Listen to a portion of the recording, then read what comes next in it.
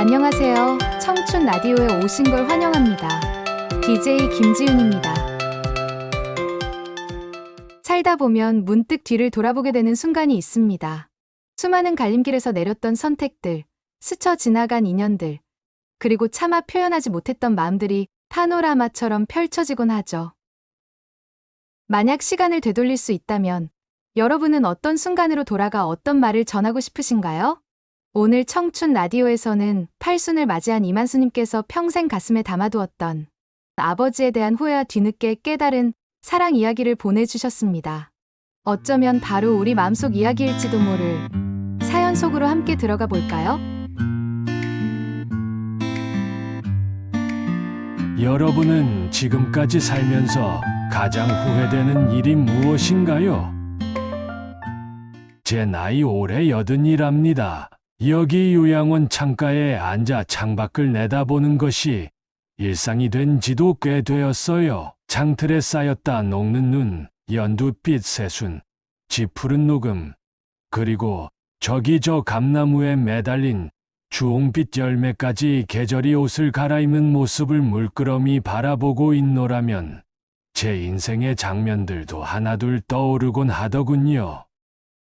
즐거웠던 날보다 아팠던 날이 더 많았던 것 같기도 하고, 웃었던 기억보다 눈물 흘렸던 기억이 더 선명한 것 같기도 해요. 하지만 그 모든 것을 다 합쳐도 제 인생 가장 큰 응어리로 남은 후회는 제 아버지, 이 병자, 기자 그 양반을 제대로 이해하지 못하고 사랑한다 말 한마디 건네지 못한 채 너무 많은 세월을 외면하며 살아왔다는 것이지요.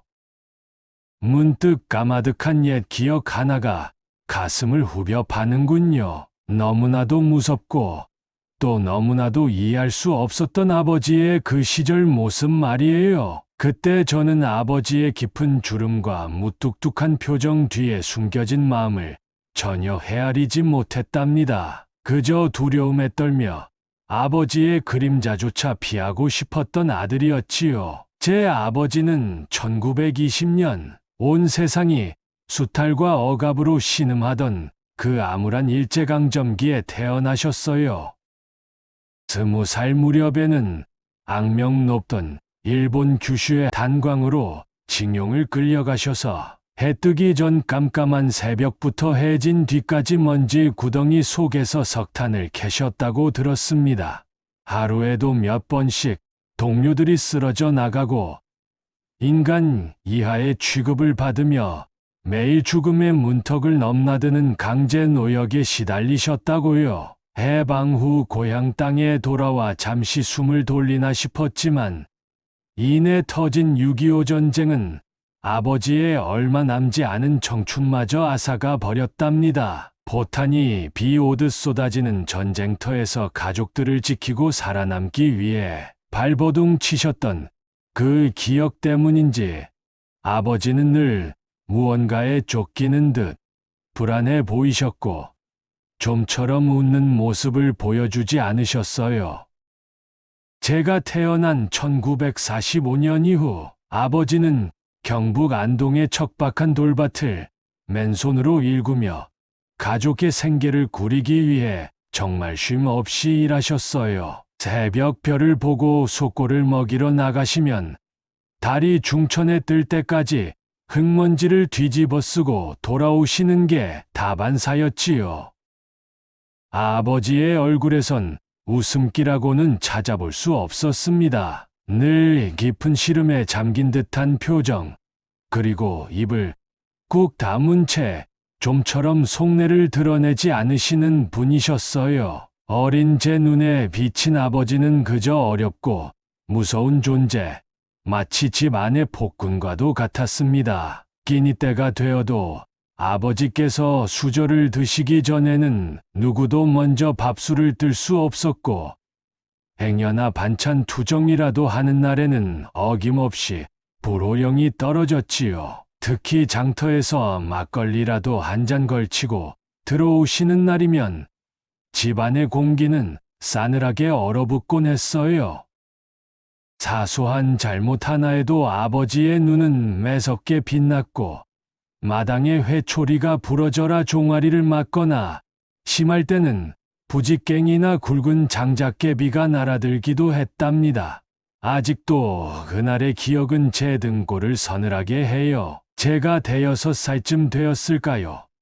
부엌 찬장에서 어머니가 명절에나 쓰려고 아껴두신 하얀 밀가루 반죽을 한 움큼 몰래 떼어 먹다 들킨 날이었어요. 아버지는 아무 말 없이 헛간에서 시퍼런 날이 선 삽자루를 들고 나오셨지요. 그 서슬퍼런 눈빛과 맞닥뜨린 순간 저는 온몸이 마비되는 듯한 공포에 휩싸였답니다. 아버지는 이놈의 자식이 어른도 안 드신 귀한 걸 몰래 빼돌려 하시며 고함을 치셨고 그 소리와 함께 삽자루가 제 작은 등을 내리쳤어요. 저는 그 자리에서 비명 한 번 제대로 지르지 못하고 정신을 잃고 말았지요. 며칠을 끙끙 앓아누웠던 그날 밤 저는 울다 지쳐 잠들면서 아버지라는 존재에 대한 지독한 공포와 함께 뼛속 깊은 원망을 새겼답니다.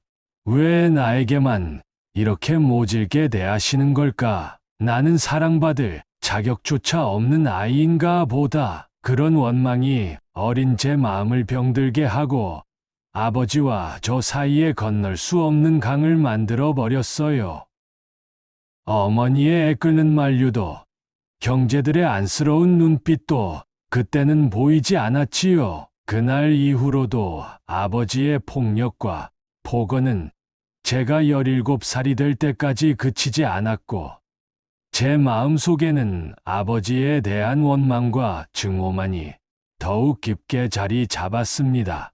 결국 17 되던 해 늦봄 저는 보침 하나만 짊어진 채 야반도주하듯 집을 뛰쳐나왔어요. 새벽 첫 차를 타고 무작정 더 남쪽으로 향했고 종착역인 부산에 내렸답니다. 처음 맡아보는 바다의 비릿한 냄새와 낯선 사투리, 수많은 인파 속에서 저는 철저히 혼자였어요. 가진 것이라곤 주머니 속 얼마 안 되는 돈과 아버지에 대한 지독한 반항심, 그리고 세상을 향한 막연한 분노뿐이었지요. 그래도 지긋지긋한 아버지의 폭력으로부터 벗어났다는 해방감과 새로운 삶에 대한 막연한 기대감에 며칠은 들떠 지냈답니다. 하지만 현실은 냉혹하더군요. 며칠을 굶다시피 하며 부두를 헤매다 간신히 뱃사람들의 짐을 나르거나 생선 비린내가 진동하는 어시장에서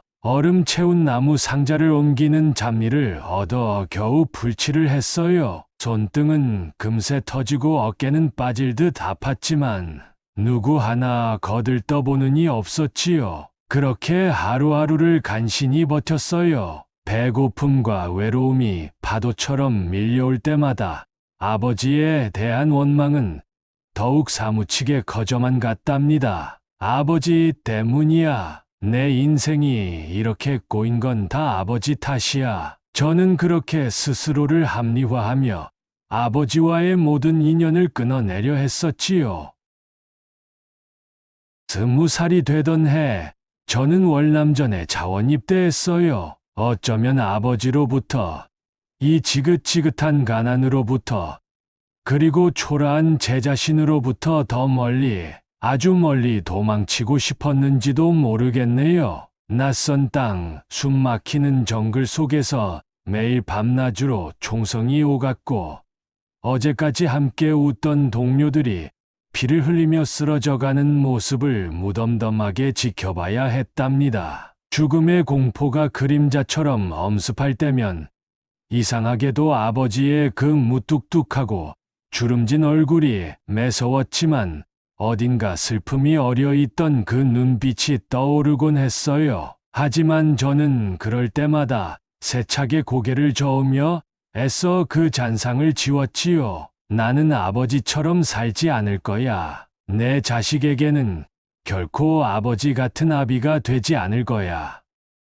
그 다짐은 제 유일한 버팀목이자 삶의 이유가 되었답니다. 제대 후에는 사회에 적응하기가 더욱 쉽지 않았어요.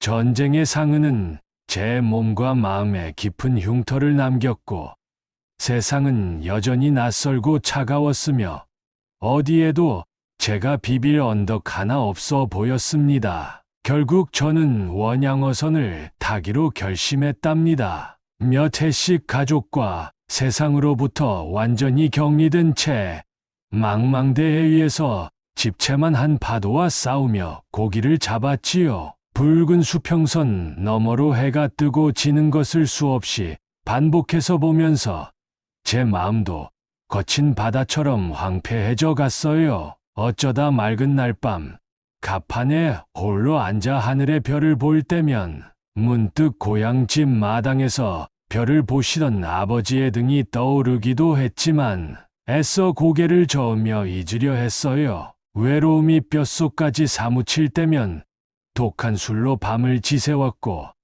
그럴수록 가족에 대한 그리움보다는 원망과 자포자기의 심정만 시커멓게 타들어갔답니다.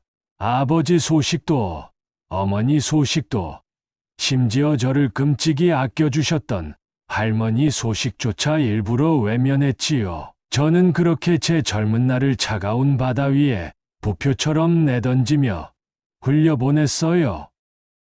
시간이 흘러 저도 결혼을 하고 아들 이상호가 태어나 제 이름을 걸고 한 가정의 가장 한 아이의 아버지가 되었답니다.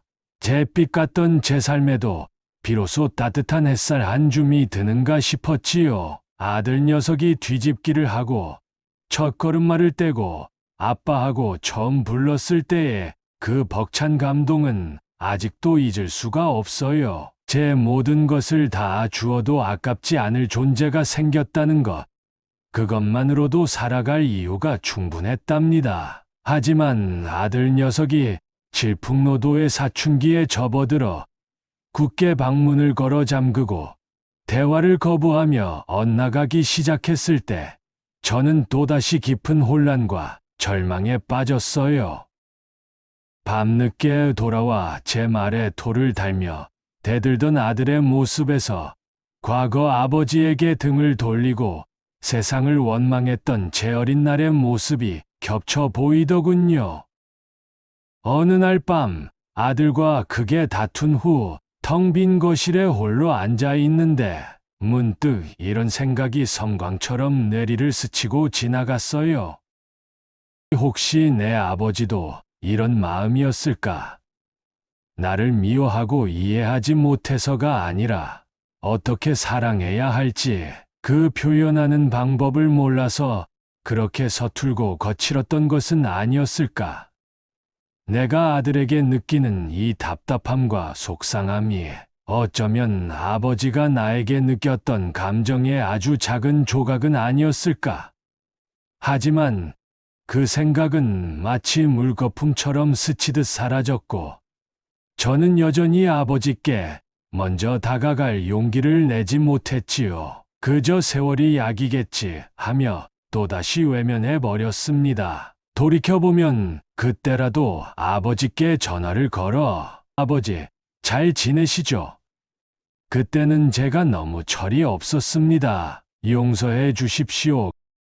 그 한마디만 했더라면 지금 제 가슴을 짓누르는 이 후회의 무게는 조금이나마 덜 수 있었을 텐데 말입니다. 어리석었던 지난날의 제가 한없이 원망스럽습니다. 제가 61살 되던 해의 쌀쌀한 늦가을이었어요. 큰 누님에게서 밤늦게 다급한 전화 한 통을 받았지요. 아버지가 위독하시다는 소식이었답니다. 며칠 전부터 기력이 없으시더니 오늘 새벽녘에 갑자기 뇌졸중으로 쓰러지셔서 지금 병원 응급실인데 의식도 거의 없으시다고요. 수화기 너머로 들려오는 누님의 울음 섞인 목소리에 제 심장도 쿵 하고 내려앉는 것 같았어요. 전화를 끊고 한동안 멍하니 밤하늘만 바라보고 서 있었답니다. 수십 년 동안 애써 외면하고 부정했던 아버지라는 존재가 거대한 바위처럼 제 가슴을 짓눌러 숨조차 쉬기 어려웠지요. 망설임과 두려움, 그리고 죄책감과 연민이 뒤섞인 복잡한 마음으로 저는 동이 트기도 전에 아버지께 향하는 첫 기차에 몸을 실었어요. 오랜 시간이 걸려 도착한 병원, 병실 문을 조심스레 열고 들어섰을 때 제 눈앞에 계신 분은 제가 기억하던 그 우람하고 호랑이처럼 엄했던 아버지가 아니더군요. 온갖 생명 유지 장치에 의지한 채 앙상하게 마른 몸으로 침대에 누워 계신 아버지, 한때 세상을 호령할 듯 형형했던 눈빛은 초점을 잃은 채 허공을 헤매고 계셨고, 깊게 팬 주름 사이로 희미하게 실눈을 뜨셨지만 저를 알아보시는지조차 알 수 없었습니다. 말 한마디 제대로 하지 못하는 아버지의 거칠고 메마른 손을 잡았을 때 평생 가족을 위해 흙과 씨름하며 거칠어진 그 손의 굳은 살들이 그제야 아프게, 너무나도 아프게 제 가슴으로 전해져 왔어요. 그것은 우리 가족을 먹여 살리기 위해 당신의 모든 것을 바쳤던 희생의 흔적이자 차마 말로 표현하지 못했던 서툴고 무뚝뚝한 사랑의 무게였음을 너무나도 늦게, 정말 너무나도 늦게 깨달은 것이었지요. 아버지의 야윈 손등위로 제 뜨거운 눈물이 부드득 떨어졌습니다. 그 후 며칠간 저는 뜬 눈으로 아버지 곁을 지켰어요. 소독약 냄새와 희미한 죽음의 그림자가 뒤섞인 그 병실에서 저는 시간의 흐름조차 잊은 채 아버지의 가느다란 숨소리에만 모든 신경을 곤두세웠지요. 아버지는 말씀을 하지 못하셨지만 가끔 제 손을 아주 약하게, 마치 어린아이가 제 손가락을 꼭 쥐듯 잡기도 하셨고, 초점 없는 눈빛으로 무언가를 필사적으로 전하려는 듯 저를 물끄러미 바라보기도 하셨지요. 그 희미한 눈짓, 가느다란 손의 움직임 하나하나에 혹시나 저에게 하고 싶은 말씀이 담겨 있을까? 저는 필사적으로 그 의미를 읽어내려 애썼습니다. 아버지, 아버지, 목구멍까지 차오른 그 말을 몇 번이나 삼켰는지 모릅니다. 죄송합니다. 사랑합니다. 그토록 하고 싶었던 말들이 혀끝에서만 맴돌 뿐 수십 년 쌓인 원망과 두려움이 단단한 벽처럼 제 입을 막아버리는 것 같았어요. 평생 아버지를 향해 닫혀있던 제 마음의 빗장이 너무나도 무겁고 두꺼웠던 탓일까요? 아니면 제 어리석은 자존심이 마지막 순간까지 저를 가로막았던 걸까요? 시간이 얼마 남지 않았다는 절박함에 가슴이 터질 것 같았지만 끝내 그 말들은 터져 나오지 않았습니다.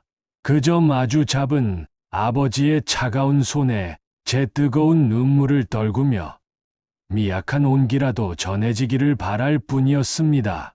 그리고 며칠 뒤 아버지는 그토록 고단하고 외로웠던 생을 마감하고 새벽녘 차가운 병실에서 조용히 눈을 감으셨어요.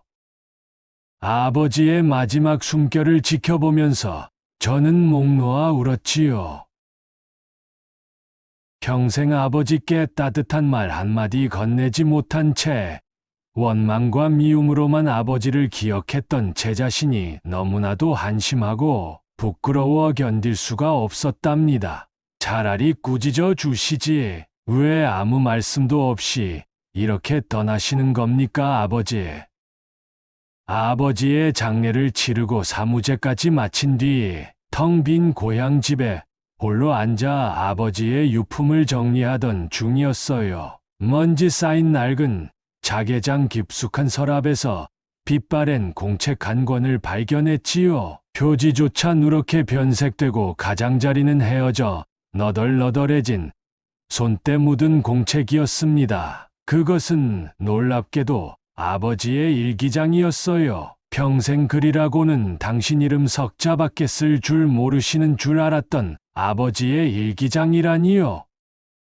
제 심장이 다시 한번 세차게 방망이질 치기 시작했답니다. 떨리는 손으로 첫 장을 넘겼어요. 삐뚤빼뚤하고 맞춤법도 엉망인 글씨였지만 거기에는 제가 단 한 번도 상상조차 하지 못했던 아버지의 여리고 따뜻한 속마음이, 아들을 향한 애끓는 부정이 고스란히 담겨 있었지요. 제가 야반도주하듯 집을 나간 그날 밤의 일기에는 이렇게 적혀 있었답니다. 만수놈이 집을 나갔다. 내 속도 모르고. 이놈의 자식이 이 추운 밤에 어디 가서 밥은 제대로 얻어먹고 다닐지, 밤에 다리는 뻗고 잠은 제대로 잘지. 괘씸하기 짝이 없는 놈이지만 그래도 피부치 내 자식인데 가슴 한 구석이 불에 댄 것처럼 쓰리고 아프다. 만수야, 이 못난 애비가 다 잘못했다. 부디 몸 성이만 지내다 돌아오너라. 일기를 읽는 내내 저는 과거 제가 아버지께 퍼부었던 원망과 미움의 말들, 반항했던 행동들이 부끄러운 파편처럼 제 가슴에 박혀왔습니다.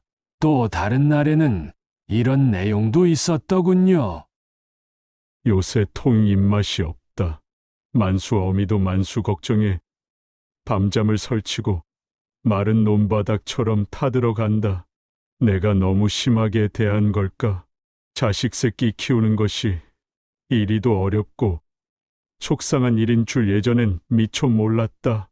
못 배우고 가진 것 없는 애비라 자식에게 해줄 수 있는 게 내질밖에 없다고 생각했던 내가 한심스럽다.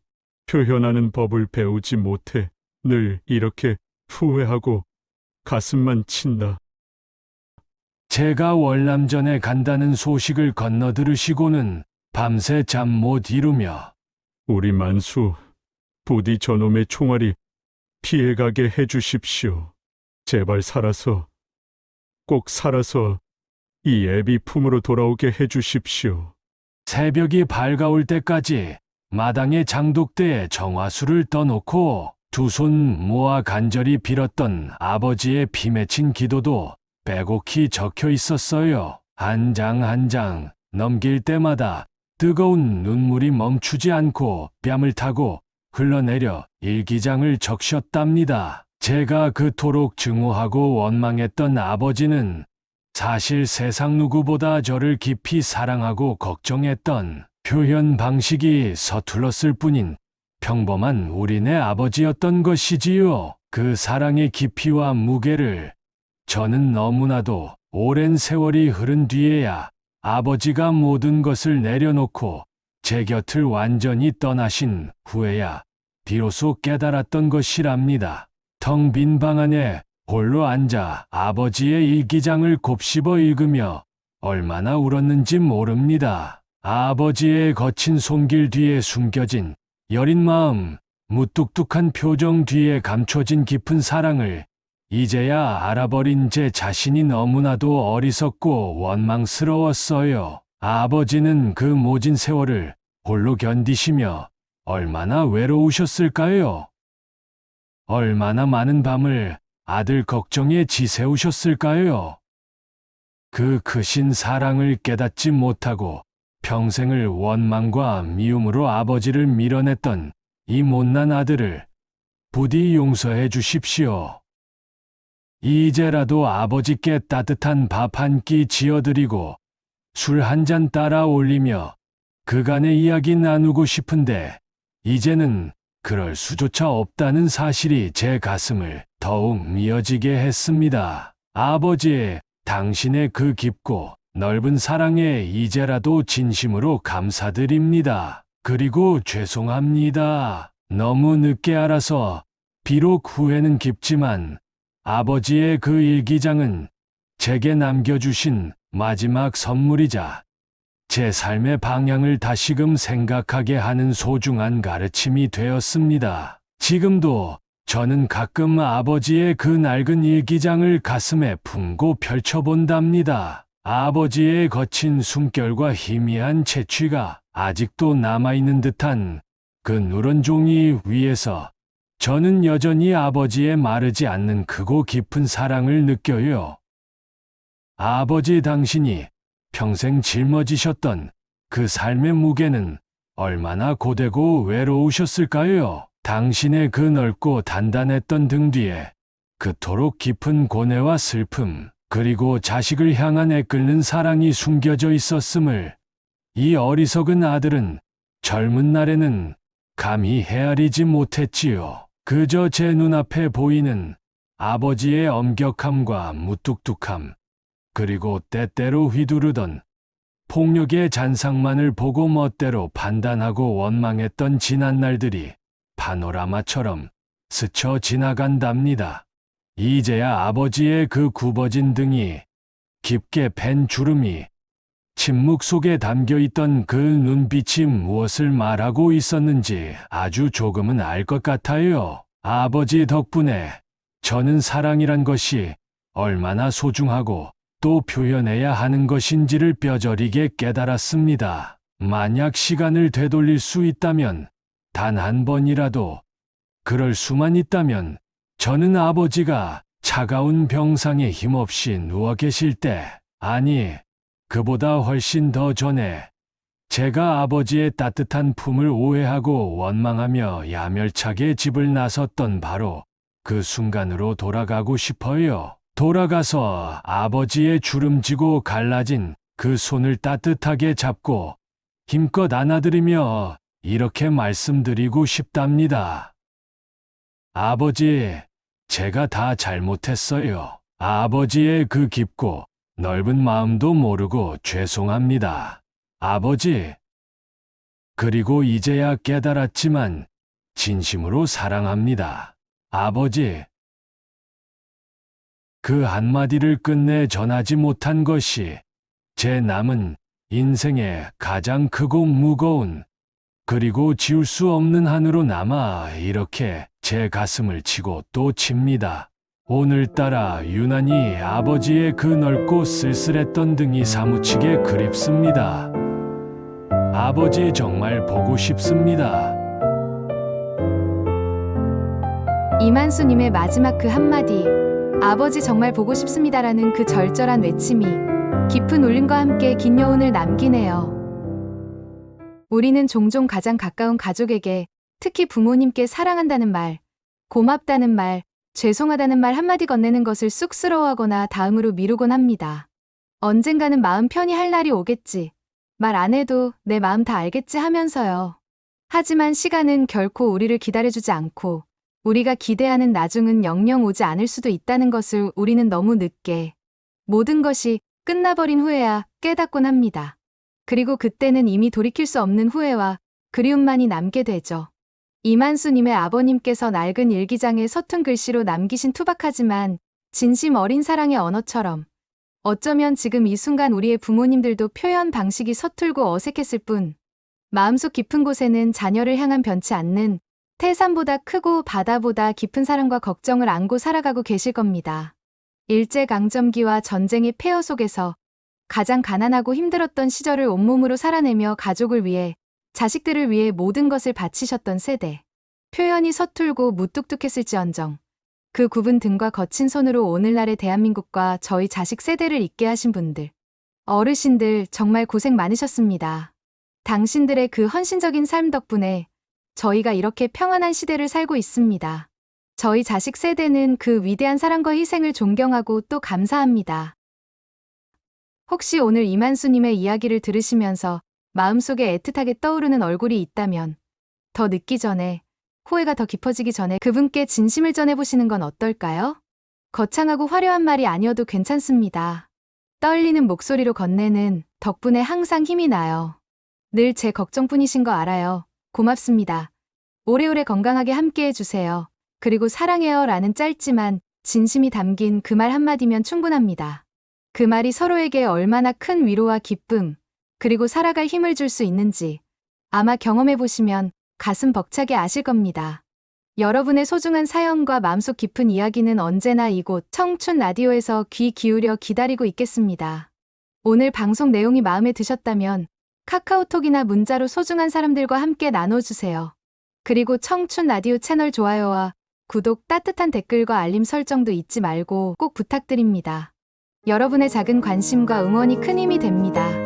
여러분의 청춘을 항상 응원합니다. 사랑합니다.